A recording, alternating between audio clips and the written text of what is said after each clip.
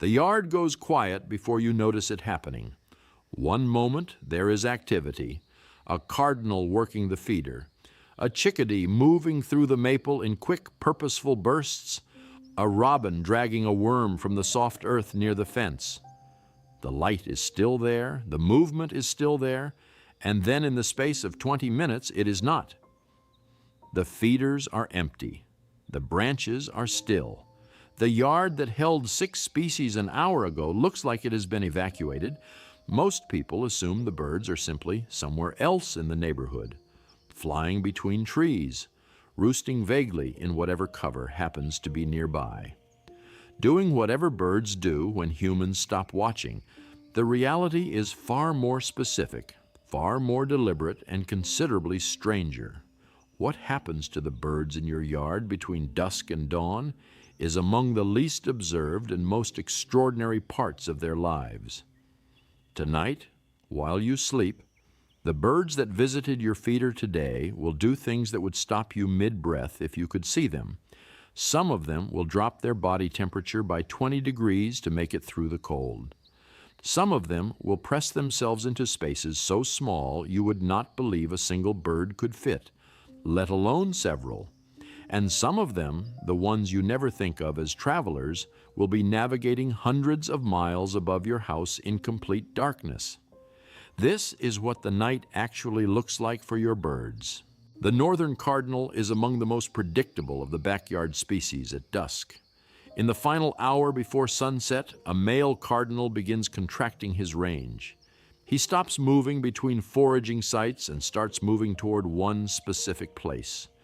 A dense holly bush, a tangle of climbing vines, the interior of a mature evergreen shrub. Something with enough structural complexity to make him essentially invisible from the outside.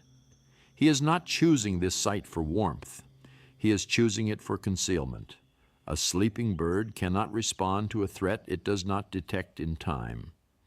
Dense vegetation is the closest thing to armor that a cardinal has at night.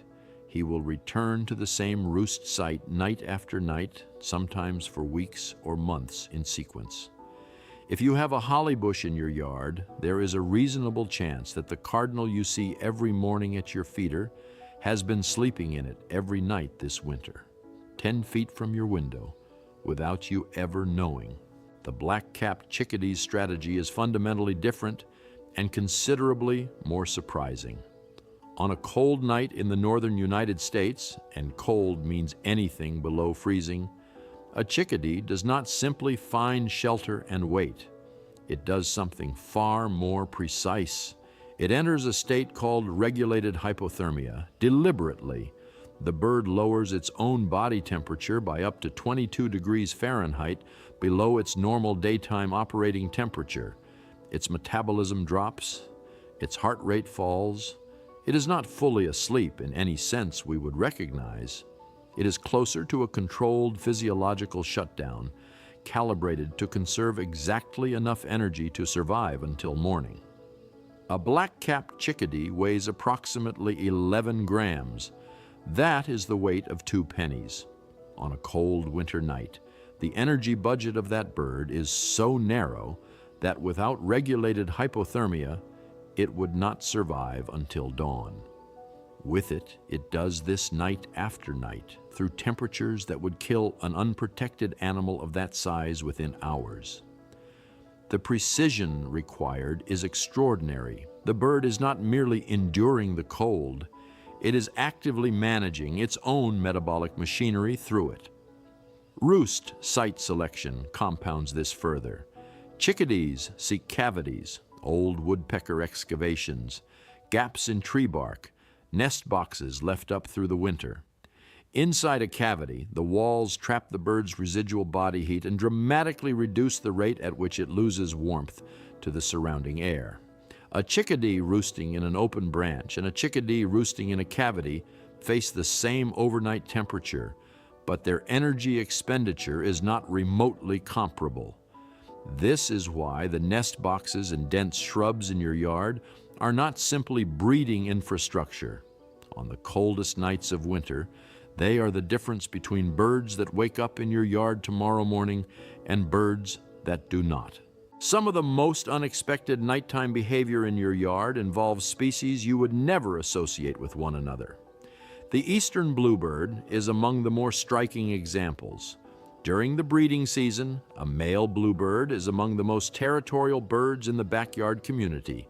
He defends his nest box with visible intensity and will not tolerate the approach of rival males. That same bluebird, in winter, will press himself into a nest box alongside 11 other bluebirds and sleep against them for warmth. The territorial rules of the breeding season are entirely suspended. The calculation shifts completely.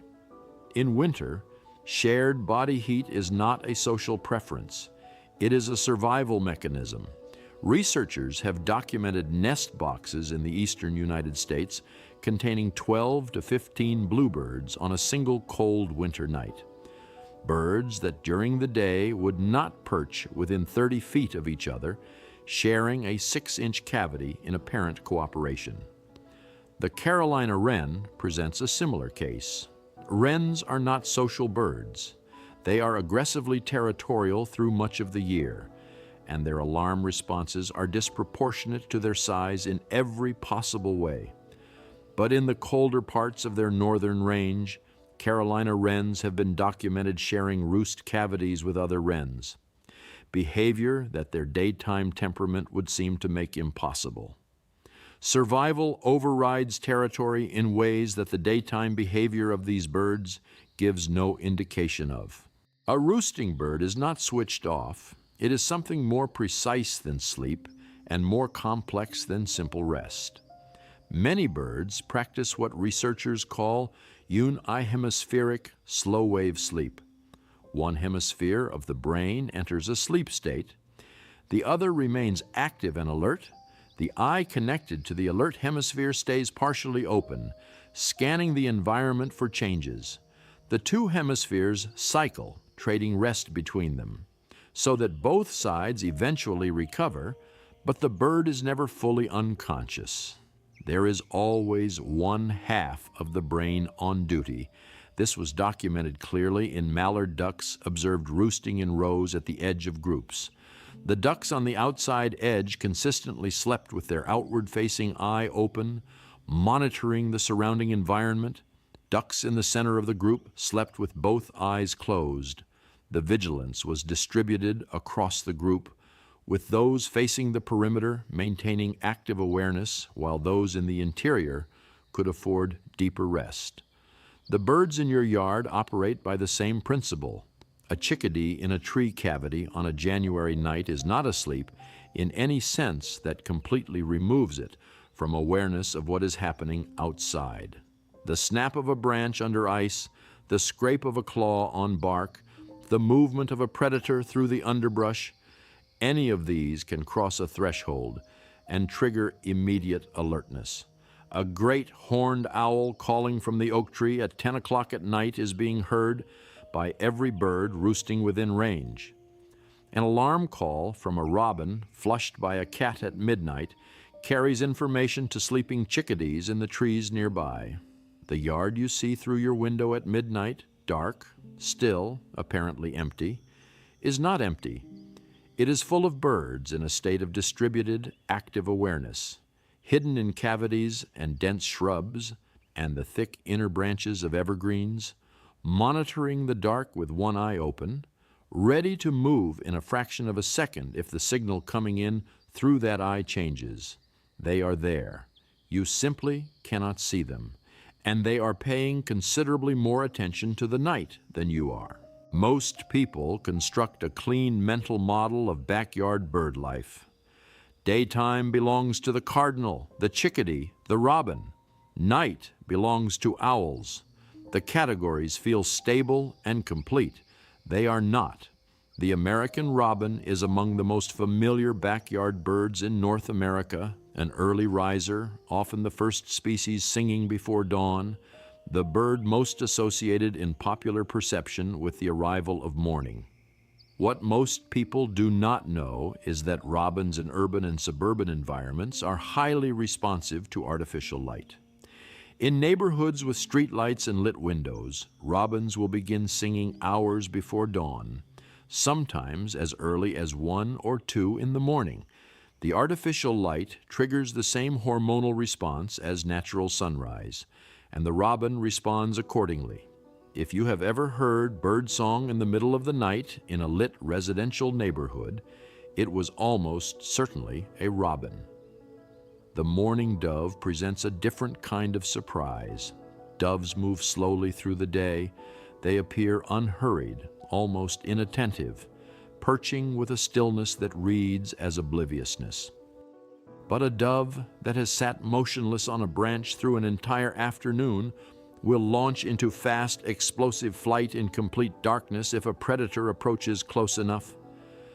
The distinctive whistling sound the wings produce on takeoff, the sharp, high-pitched cutting of air, is not incidental. It is a communication signal. It alerts other doves to danger, even in conditions of total darkness. The nighttime yard carries more information than it appears to. Twice a year, the night sky above your neighborhood fills with birds. Not dozens, not hundreds. On peak migration nights in late April and early May, and again across September and October, the number of birds crossing over a single point in the eastern United States in a single night can reach into the millions. These are not exotic species from distant continents. These are your birds. The wood thrush that spends summers in your yard left last October and has been in Central America through the winter. Right now, in late April, it is flying north above your house. The ruby-throated hummingbird that will appear at your feeder in May crossed the Gulf of Mexico last night, a 900-mile non-stop overwater flight, navigating by the stars and the magnetic field of the Earth, burning fat reserves at a rate equivalent to a person running consecutive marathons. Birdcast, a migration monitoring system maintained by the Cornell Lab of Ornithology, tracks nocturnal migration in real time using National Weather Service radar data. On a peak migration night, the radar image of the eastern United States shows what appears to be an enormous weather system moving northward. It is not rain, it is not cloud cover, it is birds. The biological mass of migration large enough to return radar signals that meteorologists spent decades learning to distinguish from precipitation. This is happening above your house tonight, and on many nights this spring, it has been happening while you slept without awareness of it.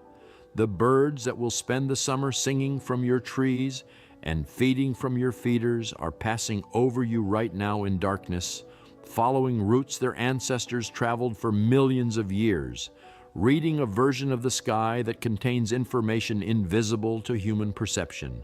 The feeders empty, the branches go still. What you are looking at when you see that empty yard is not absence. It is concealment. The cardinal is in the holly bush. The chickadee is in the woodpecker hole in the oak, its body temperature falling by degrees, its metabolism drawn back to the precise minimum required to survive until light returns. Somewhere above your roofline, on certain nights in spring and fall, birds you will not see until May are passing through in their thousands. This happens every night. You have been living beside it for years without knowing the full shape of it.